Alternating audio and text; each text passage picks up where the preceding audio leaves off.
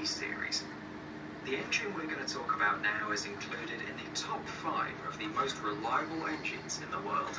The Honda D-Series includes inline 4-cylinder engines, which were produced from 1984 to 2005. Most often, they're installed on cars of the Honda Civic, Logo, CRX and Stream lineup. They have a small working volume of the engine, from 62 to 128. Well, this engine's really reliable because it wasn't taken out of production in a long time. In a highly competitive environment, 21 years of production is an excellent indicator. Most of the cars for the D-Series engine easily overcome the mileage mark of 500,000 kilometers without major repairs. It turned out so successful and high quality that the refinement in order to increase the power and torque doesn't affect reliability any perfectly with oil starvation, even with a minimum amount of coolant.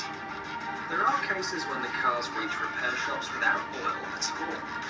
It is noteworthy that the D-Series engine can be restored, even if it's in a very bad condition. D17A engines show the most outstanding wear resistance. Honda.